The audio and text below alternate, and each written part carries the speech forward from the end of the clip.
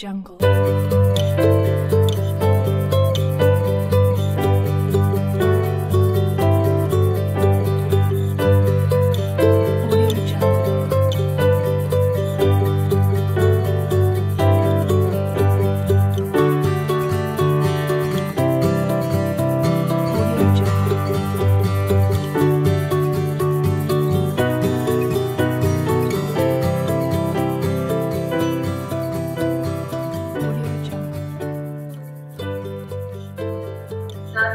Ada 2 KD, bab 1 dan bab 2. Tetapi kalau seandainya di bab 2 ini sudah selesai, kita boleh melanjutkan dari semester 2 yang bab 3. Ini mengingat waktu untuk USBN itu sangatlah singkat, maka bisa kita penuhi untuk semester 1 nanti. Tapi kita selesaikan dulu materi bab 2 ini. Materi bab 2 ini adalah tentang perlindungan dan penegakan hukum di Indonesia. Ini judul materi bab 2, ya. Di mana di sini perlindungan dan penegakan hukum ini tujuan pembelajarannya. Ya, ini tujuan pembelajaran yang harus dan wajib kita capai ada 3, yaitu menjelaskan perlindungan dan penegakan hukum. Yang kedua, mengidentifikasi peran lembaga penegak hukum dalam menjamin keadilan dan kedamaian. Yang ketiga, menunjukkan dinamika pelanggaran hukum. Nah, pada pertemuan kita kali ini, yaitu kita menjelaskan submateri yang pertama, menjelaskan perlindungan dan penegakan hukum. Sebelum Ibu menjelaskan tentang apa itu perlindungan, apa itu penegakan, mengapa hukum harus dilindungi dan mengapa hukum harus ditegakkan, kita persepsi terlebih dahulu terhadap materi kita yang minggu lalu. Saya minta ada 3 orang perwakilan dari Koramil untuk menjawab pertanyaan di mana materinya sudah Ibu sajikan dan sudah Ibu sampaikan minggu lalu.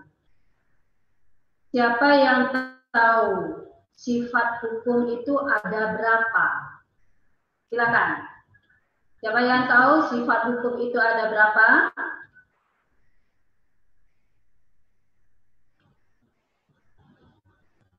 Ada yang tahu? Ada yang masih ingat materi kita minggu lalu? Sifat hukum ada berapa? Kalau masih lupa waktu seminggu, bagaimana untuk materi yang lain? 1 minggu aja kamu tidak bisa nyimpan di memorinya. Ada yang tahu sifat hukum itu ada berapa? Ayo, Koramil 415. Danau apa nih? Danau Teluk. Itu sudah menghitung pakai jari itu? Ya, kan? Ya, silakan. Dari Ya, namanya siapa, Nak? Namanya?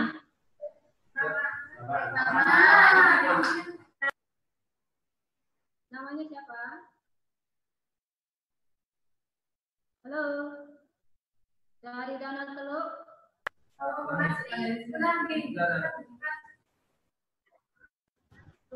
Apa? Nama Ria Ramanesa, asal sekolah dari SMA Negeri 9 Bandung. Ya, silakan. Koramil 04 05 Jangka.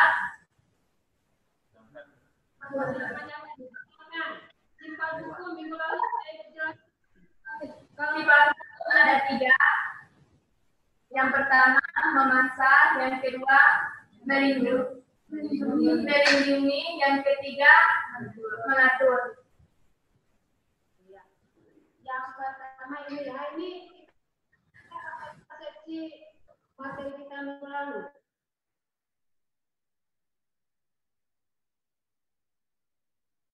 Yang memaksa, yang kedua mengikat, bukan melindungi, yang ketiga mengatur. Ya, nah ini pelajaran kita minggu lalu, mengikat, mengikat, memaksa, dan mengatur. Pertanyaan yang kedua, induk dari undang-undang yang ada di negara kita ini apa? Sebagai hukum. Ada yang tahu? Induk dari undang-undang kita yang dikatakan sebagai landasan konstitusional.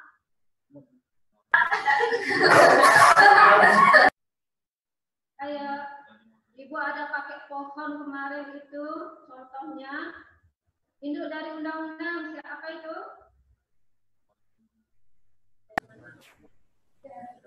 Undang-Undang Dasar 1945. Iya, benar. Induk dari adalah Undang-Undang Dasar 1945. Kemudian pertanyaan yang ketiga, terakhir, persepsi kita. Kemarin kita sudah menjelaskan tentang yang menjalankan, yang membuat hukum itu adalah lembaga pemerintah. Lembaga pemerintah itu dikenal dengan adanya kekuasaan horizontal dan kekuasaan vertikal. Kekuasaan horizontal itu apa nama-namanya? Ayo, ada yang tahu? Kekuasaan vertikal itu adalah lembaga-lembaga negara, lembaga legislatif, eksekutif, yudikatif. Kalau yang horizontal, yang vertikal ya, yang Ibu tanya yang horizontal, ya benar, yang horizontal. Dari atas ke bawah. Ada yang tahu? Kalau tidak ada, Ibu ganti pertanyaannya, Ibu tidak mau lagi karena sudah saya jelaskan minggu lalu. Sebagai landasan ideal negara kita, apa itu? Landasan ideal negara Indonesia, apa namanya? Dan nanti kaitannya kepada materi kita hari ini, nak. Landasan ideal negara kita apa?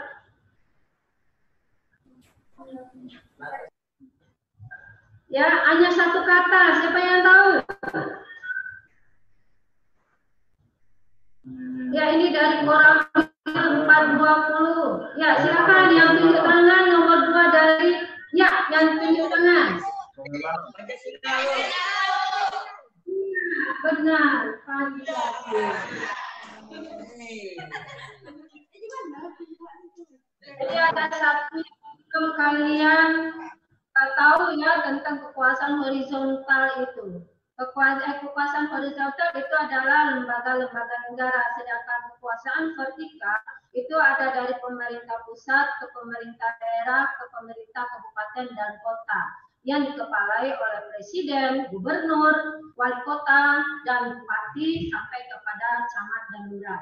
Nah, mereka ini nanti yang akan menentukan tentang kondisi ataupun membuat hukum ataupun undang-undang. Kita tahu bahwa undang-undang itu adalah pekerjaan dari DPR. Ya, sekarang ini kalau kita lihat lagi hangat-hangatnya tentang undang-undang cipta kerja, dan itu tidak saya jelaskan dulu. Kenapa? Belum ada titik temu penjelasannya itu bagaimana, apakah dijelaskan. Kalau dijelaskan sekarang takut nanti salah. Jadi kita lihat dari undang-undang yang sudah ada aja nanti. Baik, kita lanjut.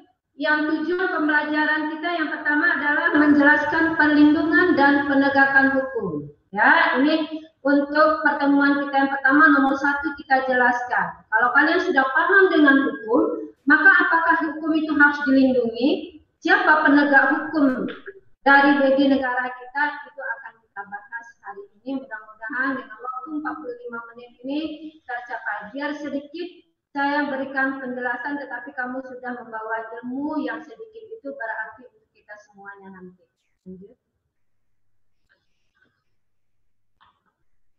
Ya, ini hukum harus dilindungi.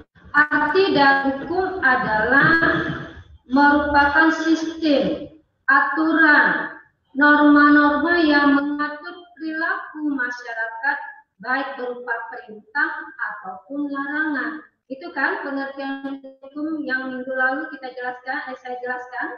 Nah, sekarang kita lihat. Kalau kemarin pengertian hukum, sekarang kita tambah katanya satu lagi. Pengertian perlindungan hukum. Ya. Nah, dari perlindungan hukum ini ada pembagian 3 pembagian. Apa pengertian perlindungan hukum? Unsur-unsurnya apa? Contoh dari undang-undang yang harus dilindungi di negara kita itu apa? Bentar lagi akan kita sajikan. Nah, sekarang kita lanjut kepada apa itu pengertian perlindungan hukum. Ya, ini. Pengertian perlindungan hukum. Kita ambil dari salah satu pendapat para ahli hukum yang bernama Andi Hamzah. Perlindungan hukum dimaknai sebagai daya upaya yang dilakukan secara sadar oleh setiap orang maupun lembaga pemerintah dan swasta yang bertujuan mengusahakan pengamanan, penguasaan, dan pemenuhan kesejahteraan hidup sesuai dengan hak azazi yang ada. Dari kalimat yang disampaikan oleh Andi Hamzah ini, ada 3 kata yang terpenting. Hukum dilindungi secara sadar. Kata-kata secara sadar ini berarti hukum dibuat melalui proses, melalui sistem yang ada. Makanya saya harus tahu dulu kalian itu apakah sudah paham sifat hukum itu. Memaksa, mengikat, atau mengatur. Kalau hukum dilindungi berarti kita mengkaji kepada mengatur. Sifat hukum itu mengatur. Mengatur siapa saja? Mengatur masyarakat yang ada di daerah, yang ada di kota, dan mengatur semua warga negara. Kita tahu bahwa hukum di negara kita itu sudah ada jaminannya, di mana landasannya terdapat pada pasal 1 ayat 3. Negara Indonesia adalah negara hukum. Kalau kita berada di sebuah negara, maka yang mematuhinya adalah warga negara. Kalau kita berada di sebuah daerah atau kabupaten, maka kita dikatakan sebagai penduduk. Karena manusia atau warga negara itu berada pada sebuah wilayah negara. Tolong dibedakan, nak ya. Yang dikatakan warga negara itu apa, yang dikatakan dengan penduduk itu apa. Kalau warga negara berarti orang itu berada pada sebuah negara. Maka dia harus patuh. Semua orang yang berada pada suatu negara, dia harus patuh dan tunduk kepada negara. Apakah dia warga negara asing berada di negara kita, tetapi dia menetap untuk apakah sementara waktu, kalau sementara berarti waktu itu bukan warga negara. Kalau dia dalam waktu yang lama itu dikatakan warga negara. Sedangkan kalian sekarang ini berada di daerah, di kabupaten, atau di kota. Berarti status kalian ini sebagai warga negara kah atau sebagai penduduk? Ada yang tahu? Sebagai warga tadi sudah Ibu sampaikan. Apakah sebagai penduduk atau sebagai warga negara? Kalau kita berada pada sebuah wilayah negara, ada yang tahu? Kalau ini kurang 420 mungkin ini lagi berdiskusinya, silakan yang paling sudut ya, tunjuk tangan. Ya silakan.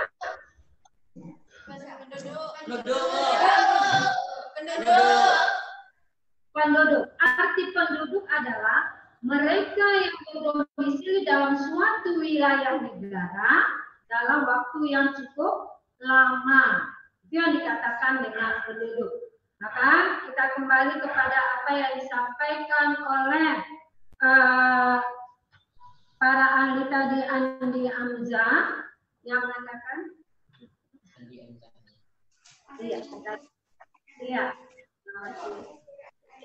ini maka dilakukan secara sadar oleh setiap orang maupun lembaga pemerintah Lembaga pemerintah ini siapa? Lembaga pemerintah itu adalah instansi. Ya, lembaga pemerintah itu adalah instansi. Apakah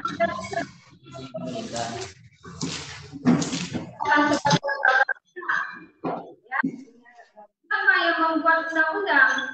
Yang membuat undang-undang itu adalah DPR. Tapi dia harus bekerja sama dengan presiden sebagai lembaga eksekutif. Ya. Nah, kemudian lagi di sini adalah mengusahakan pengamanan dan penguasaan serta pemenuhan kesejahteraan harus sesuai dengan hak azazi yang ada. Hukum yang berlaku di negara kita harus ditinjau dari kebiasaan yang ada di suatu daerah, bahkan di suatu negara tersebut. Maka hukum itu dia harus berkaitan dengan budaya yang ada di suatu daerah atau dalam suatu negara tersebut. Maka berlakunya hukum itu harus disesuaikan dengan hak azazi yang ada. Kalau dilihat di dalam Undang-Undang Dasar 45 yang mengatur tentang hak azazi manusia itu tepatnya adalah pada pasal 28A sampai J. Ya, nah jadi tidak salah apa yang disampaikan oleh Andi Hamzah, dia mengutip bahwa pada makna dari perlindungan hukum itu sangatlah penting karena mengatur kepada banyak orang. Dan ada yang berpendapat bahwa perlindungan hukum adalah suatu perlindungan yang diberikan terhadap subjek hukum. Yang dikatakan dengan subjek hukum itu siapa, nak?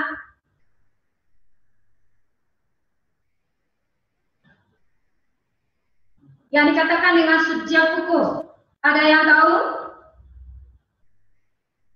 Siapa sebagai subjek untuk menjalankan dan mematuhi hukum itu? Kelas 12 tidak tahu, aduh.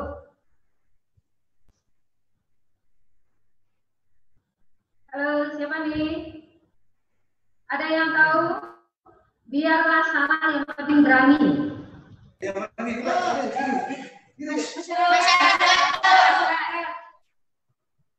Apa? Masyarakat.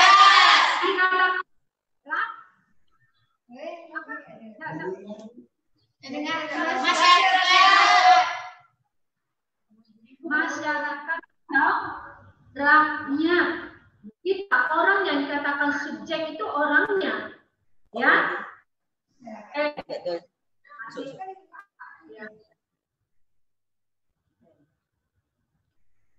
Nah, jadi ini bagi yang ingin mencatat silakan apa itu pengertian perlindungan hukum, karena ini adalah materi untuk USBN ya, nak ya, materi bab 2. Jadi dengan kata lain, hukum memberikan perlindungan kepada manusia dalam memenuhi berbagai macam kepentingannya. Dengan syarat manusia juga harus melindungi kepentingan orang lain. Nah, jadi ini salah satu penjelasan apa yang dimaksud dengan perlindungan hukum. Berarti kamu sudah kamu dapat ilmu. Hukum artinya apa? Perlindungan hukum artinya apa? Itu harus tahu. Ada yang mau ditanyakan sebelum kita lanjut kepada slide berikutnya? Tidak ada? Baik, sekarang kita lanjut kepada unsur-unsur perlindungan hukum.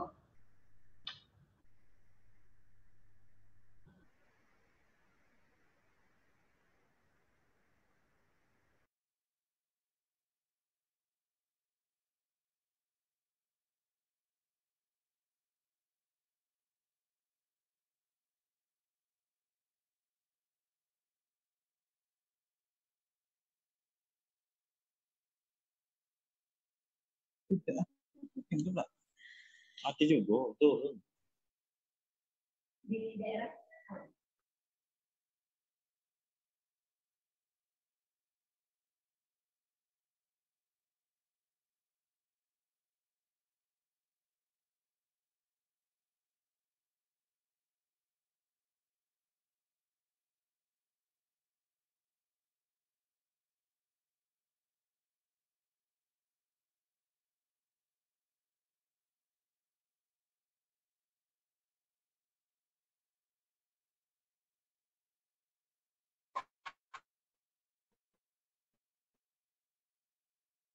Halo,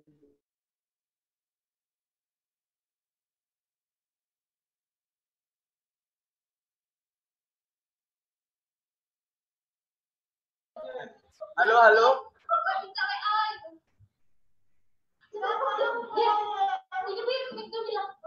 Halo dari kelas 12 IPA. Iya kan? IPA. Ambil loh, oh,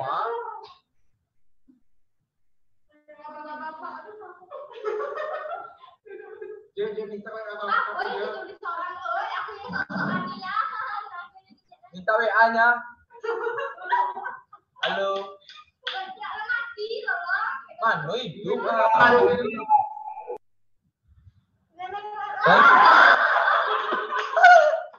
Halo bro, dari mana bro? Halo bro, dari mana bro?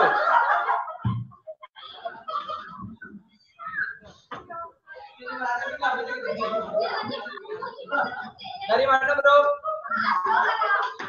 Halo bro. Hidup ya bro. Halo kak, dari mana kak?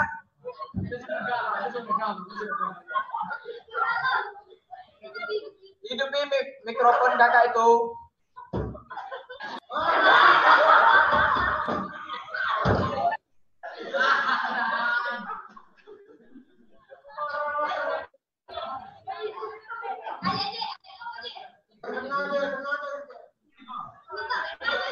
Halo, halo, hidupi mikrofonnya kak. Halo.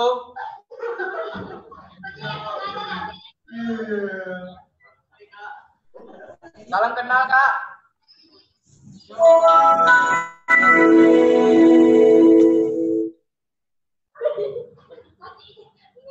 Ambon-ambon untuk jajaran agar standby.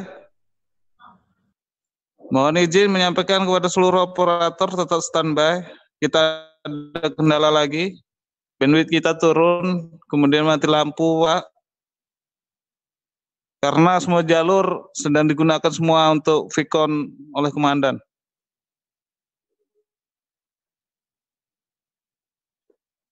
Operator yang Medan Opa. 07 Sungai mana Medan Opa? Sriwijaya. Oke, terima kasih Pak. Tetap semangat Pak. Tetap semangat Sriwijaya. Bisa Bang?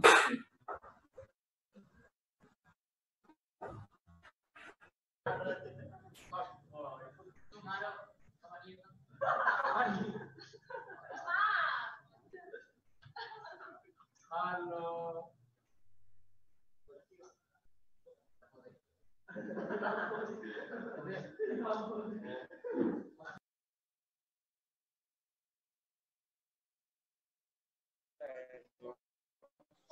Ya.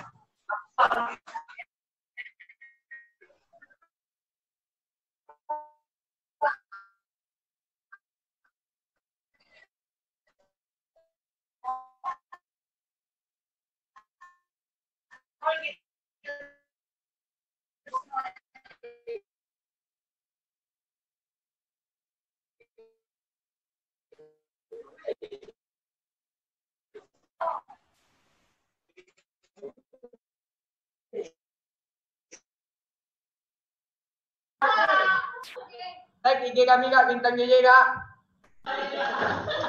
Like di fallback kak. Like di fallback.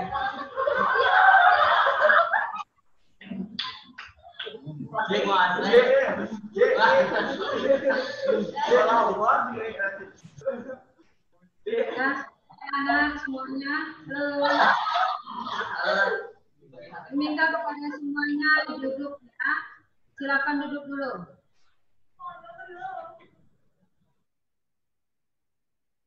Gangguan sinyal tadi harap dimaklumi ya. Oke. Kita lanjutkan. Tadi sudah tahu kalian apa itu perlindungan hukum. Sekarang yang kedua yaitu unsur-unsur perlindungan hukum.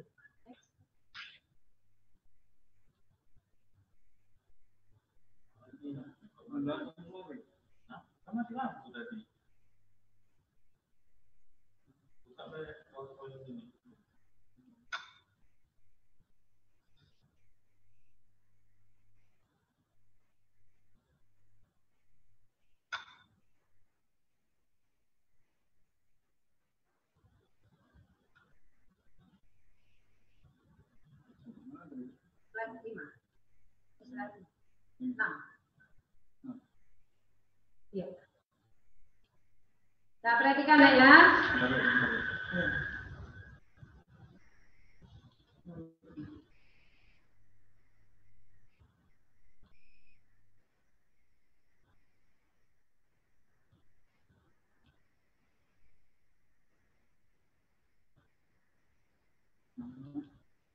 Nah, coba diperhatikan ke depan.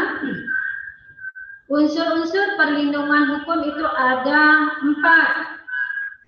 Silakan dicatat bagi yang mau ya. Bagi yang memorinya cepat tanggap, bisa lama nyimpan, tinggal melihat aja juga boleh. Silakan.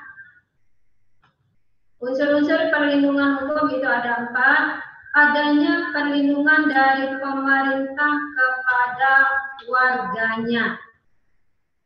Maksudnya di sini perlindungan dari pemerintah kepada warganya, yang dikatakan dengan pemerintah itu kalau kaitannya kepada warganya berarti itu adalah presiden, ya.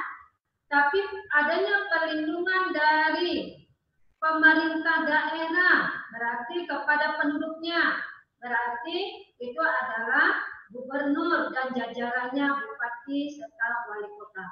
Ya. Kemudian yang kedua, jaminan kepastian hukum. Jaminan kepastian hukum itu induknya ada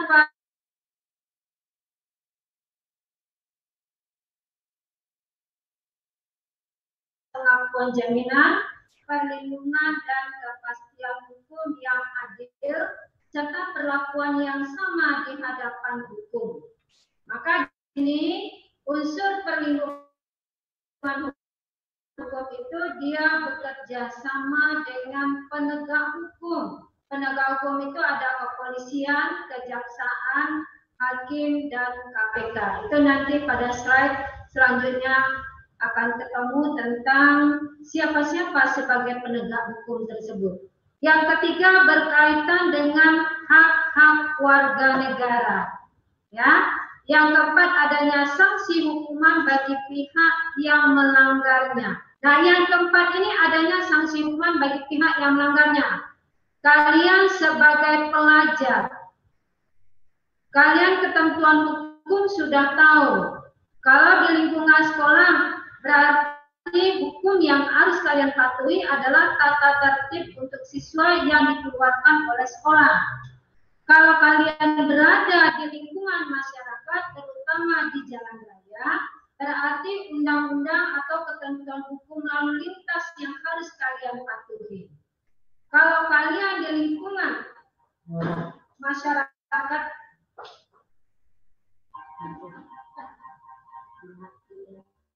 bentar ya.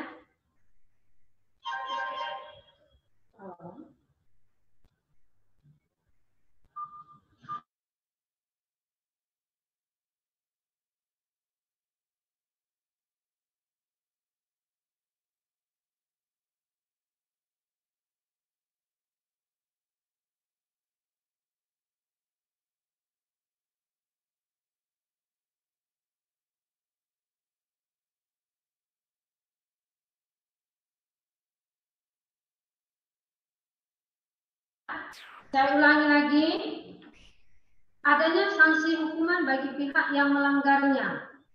Kata-kata bagi pihak yang melanggarnya ini berarti masyarakat. Hukum sudah ditegakkan, hukum sudah dijalankan, tetapi masih juga ada masyarakat yang melanggarnya. Kalau di lingkungan sekolah, berarti kalian harus mematuhi hukum yang ada ataupun tata tertib yang ada di sekolah. Kalau kalian di dalam lingkungan masyarakat, contohnya adalah tentang aturan berlalu lintas.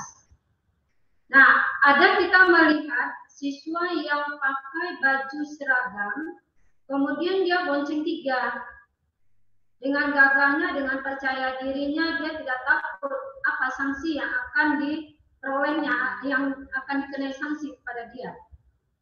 Nah, terkadang kita memang suka melanggar hukum, dia ada rasa penasaran, kenapa itu dilarang?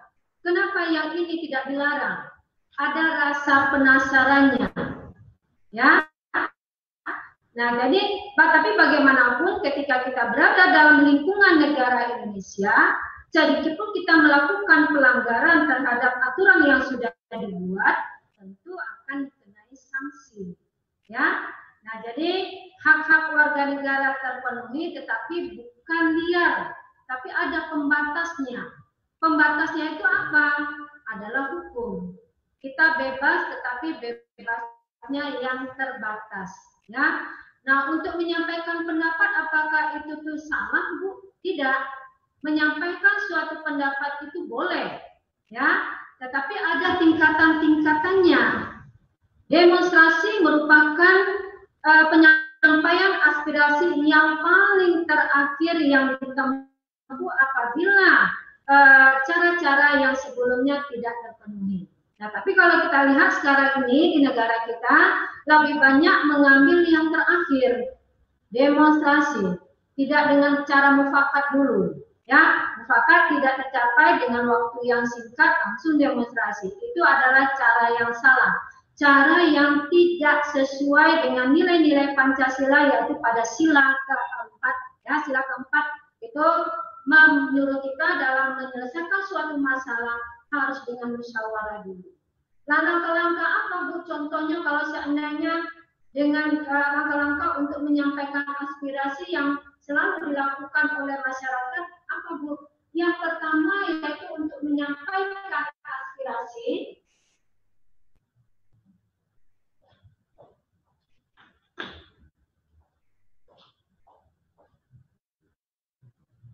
cara menyampaikan.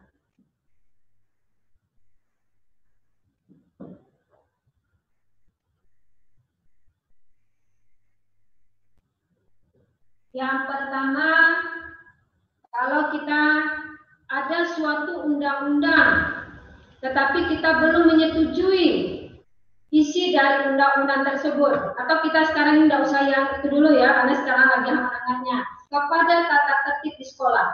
Tata tertib sudah disosialisasikan oleh pihak sekolah kepada orang tua kalian. Nah, kemudian tapi tidak disetujui, maka kita adakan komite, kita adakan temu muka dengan orang tua, atau di lingkungan masyarakat, atau di lingkungan negara. Kalau di lingkungan negara, misalkan kita tidak setuju dengan adanya langkah-langkah peraturan lalu lintas yang terlalu menyempitkan aturan itu sehingga ruang gerak dari masyarakat itu sangat begitu terbatas. Maka aspirasinya bagaimana? Yaitu yang pertama adakan mimbar bebas. Apabila langkah yang pertama ini belum juga memuaskan, maka diadakan pawai. Ya, kalau tidak juga, maka diadakan mungkin kampanye. Langkah-langkah ini kalau tidak bisa juga baru terakhir demonstrasi. Tapi demonstrasi ini tidak mengedepankan anarkis. Kadang-kadang demonstrasi ini dilakukan oleh masyarakat itu mengedepankan emosinya, membawa orang-orang yang tidak tahu tentang hukum sehingga gejolak emosi yang dikedepankan. Itu yang salah. Pemerintah mengizinkan adanya demonstrasi, tapi demonstrasi yang memiliki nilai-nilai Pancasila. Yang menyampaikan aspirasi tapi tidak mengedepankan anarkis. Tapi ini yang terjadi di negara kita sekarang. Bahkan dia punya geng-geng. Ya. Nah, jadi kalian sebagai generasi muda jangan terpancing oleh gejolak-gejolak yang belum tahu usul perkaranya itu apa. Terkadang orang-orang yang berkepentingan itu mencari kaula muda yang gejolaknya itu tingkat emosinya tinggi, maka itu menjadi santapan dia untuk mencapai tujuan yang dia inginkan. Seperti para pelajar, mahasiswa. Nah, tetapi saya berharap sebagai guru PPKN, kalau kalian sebagai seorang pelajar, jangan mudah terhasut oleh keinginan-keinginan yang mementingkan untuk kepentingan dirinya. Ya, kalian kaji dulu. Kalian diajak di sini untuk apa? Kalian lihat dulu, apakah ada izin dari pihak-pihak terkait. Begitu juga kepada nanti kalian sudah naik ke tingkat yang lebih tinggi, yaitu sebagai mahasiswa. Apalagi ini di kelas 12. Kalau kalian kelas 12 dengan waktu yang hanya sedikit ini kalian pergunakan untuk ikut ke jalan raya demonstrasi yang tidak merupakan kepentingan kita, ya saya menganjurkan jangan ikut. Ya, kadang-kadang kita tidak melakukan, tapi kita dekat dengan saya, kita sudah terbawa. Ya, nah jadi yang baru-baru ini terjadi, kita lihat ada beberapa siswa dari sekolah yang terkait kepada kinerja anggota DPR tentang Undang-Undang Cipta Kerja yang sekarang ini lagi anak-anaknya. Jadi saya berharap kepada siswa saya baik yang ada di kota dan yang ada di daerah jangan ikut-ikutan. Tugas kalian sekarang ini adalah belajar. Karena waktu kalian untuk SBM nanti tidak berapa bulan lagi. Nah, jadi ini penjelasan terhadap unsur-unsur perlindungan hukum. Mungkin ada yang mau ditanyakan, Ananda semuanya?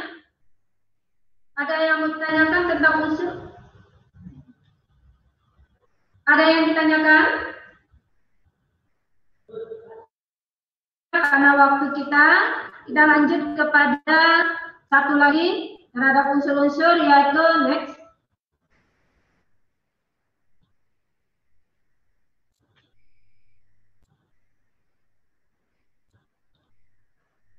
Ya, ini ya, contoh-contoh undang-undang yang mendapatkan perlindungan hukum. Sebenarnya banyak ini nak undang-undangnya, tapi kita ambil hanya 5 saja. Makanya minggu yang lalu saya menanyakan, apa input dari undang-undang? Yaitu UUD 1945. Mana undang-undang lainnya? Ya, seperti yang terdapat nomor 8 tahun 1999 tentang perlindungan konsumen yang mengaturnya mencakup segala hal yang menjadi hak dan kewajiban antara produsen dan konsumen. Kalau kalian pergi ke swalayan, jangan kamu langsung ambil. Kamu lihat dulu expirednya. Apakah sudah kadaluarsa atau belum? Ya. Nah, kalau seandainya ketemu sama kalian yang waktunya sudah lama tapi masih diperjualkan, kalian sebagai konsumen layak untuk melaporkan kepada pihak yang berwajib. Ya. Nah, kemudian Undang-Undang Nomor 28 Tahun 2014 tentang hak cipta. Contohnya adalah menciptakan sebuah lagu. Ya, si pencipta tidak tahu ternyata sudah diperbanyak. Nah, ini melanggar hak cipta juga. Bisa ini diadukan kepada pihak yang berwenang. Kemudian Undang-Undang Nomor 15 Tahun 2001 tentang merek. Ya, ada kadang-kadang suatu produk memakai merek orang lain yang sudah lama tidak dipakai, ternyata dipakai lagi, tapi tanpa seizin yang membuat merek yang pertama. Itu kalau ini dilindungi, ada undang-undangnya, ada pasalnya. Pasal di dalam Undang-Undang Nomor 15 Tahun 2001. Tentu tidak akan saya jabarkan, ini hanya sebagai contoh. Bisa siapa yang ingin buka usaha nanti kamu bisa lihat merek, misalnya kamu berdagang, kamu lihat apa undang-undang yang mengatur ketika saya menggunakan merek ini. Kemudian Undang-Undang Nomor 3 Tahun 2012 tentang paten, mematenkan apa yang sudah kita buat. Misalkan kamu membuat karya tari diakui oleh pemerintah daerah, kamu bisa meminta hak patennya, membuat hak patennya. Nah, kalau kita lihat seperti batik, dulu sedang heboh-hebohnya. Batik dikata diisukan adalah hasil kerja negara Inggris. Padahal batik itu adalah milik asli orang Indonesia. Kemudian ada rendang, katanya adalah masakan tradisional orang Malaysia. Padahal itu adalah milik asli orang Indonesia dari Sumatera Barat. Hanya saja warga negara kita ini banyak pindah ke warga negara Malaysia sehingga dia buat di sana. Nah, kenapa kadang-kadang negara kita lalai untuk mematenkannya, ya? Kemudian Undang-Undang Nomor 29 Tahun 2000 tentang perlindungan varietas tanaman. Apa itu varietas? Adalah jenis tanaman. Sekarang kalau kita lihat orang tua kamu atau mak-mak yang lain sedang demannya dengan tanaman, tapi yang mana perlindungan tanaman yang bagaimana? Perlindungan varietas tanaman ini yang milik pemerintah. Kalau milik pribadi ya kamu aja yang melindunginya sendiri, ya. Jadi saya rasa untuk pertemuan kita kali ini karena waktunya tinggal 5 menit lagi, minggu depan kita masuk kepada proses dan pentingnya penegakan hukum. Undang-undang yang Ibu paparkan hari ini ada 6 ya. Ini hanya sebagai contohnya saja. Silakan bagi yang suka membaca, yang suka literasi, silakan dibuka undang-undang yang sudah Ibu berikan ini dan silakan untuk dicatat. Saya rasa ini dulu penjelasan pelajaran PPKN materi bab 2. Minggu depan masih pembahasan kepada poin 1 karena ada di sini 20 slide ya. Mudah-mudahan minggu depan selesai untuk sub materi 1. Ibu akhiri dengan wassalamualaikum warahmatullahi wabarakatuh.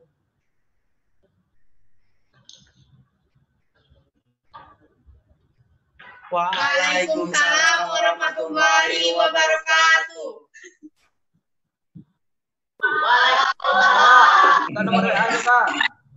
Waalaikumsalam warahmatullahi wabarakatuh. Halo Kak.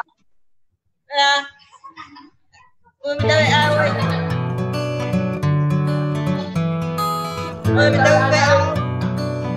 Halo. Halo boy. IG-nya apa Kak? IG-nya Kak? Halo, minta WA. Ya minta WA saya.